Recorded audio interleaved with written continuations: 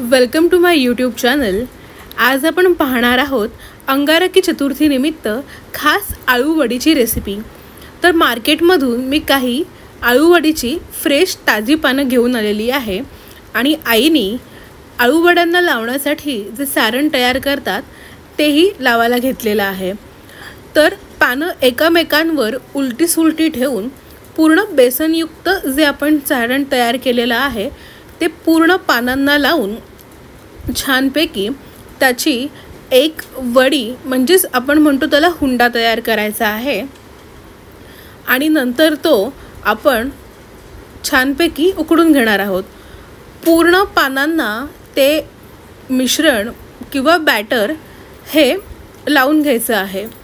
त्यासाठी तुम्ही पानं नक्कीच मोठ्या साईजची निवडा, म्हणजेच आपली आळू वडी सुद्धा छान मोठ्या साईजची होईल।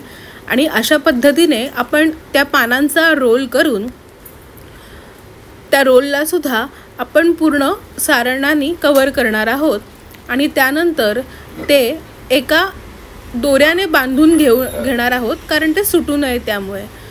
तर ह्या रेसिपीकडे नक्कीच तुम्ही नीट लक्ष देऊन काळजीपूर्वक व्हिडिओ बघा।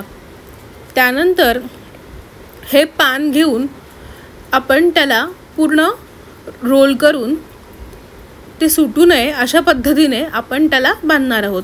त्यानंतर जे आपण उंडे तयार केलेले आहेत आळू वड्यांचे ते आपण एका कुकरमध्ये किंवा आपल्या साधारण छोट्या भांड्यामध्ये वाफवून घ्यायचे आहेत किंवा उकडून घ्यायचे आहेत एक 10 ते 15 मिनिटं।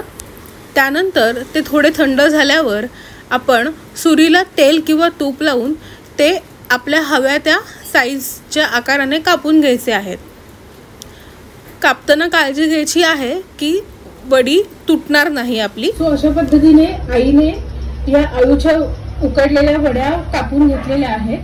त्याच्या अगोदर आपण बघितलेलं होतं की आईनी वडीचा जो आळू असतो त्या पानांना एक सारण लावलेलं होतं।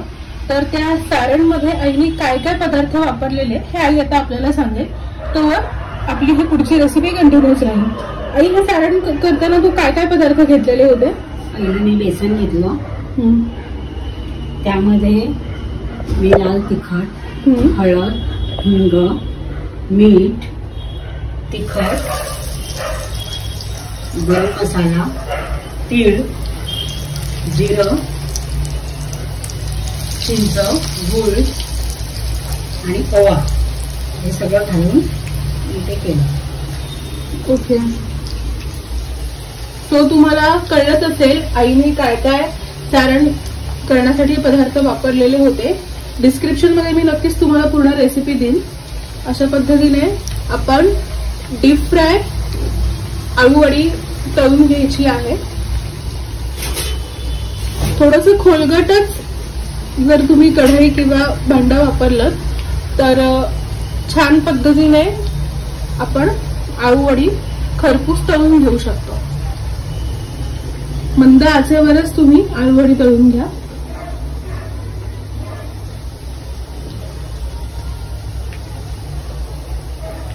आणि एक काही मिनिटांनी दोन्ही साइडनी आळू वडी शेकून घ्या, नाहीतर ती थोडीशी तुटण्याची पण शक्यता असते। त्यामुळे हलक्या हाताने आपल्याला हा पदार्थ नक्कीच आपल्याला पुढे कंटिन्यू करायचा आहे।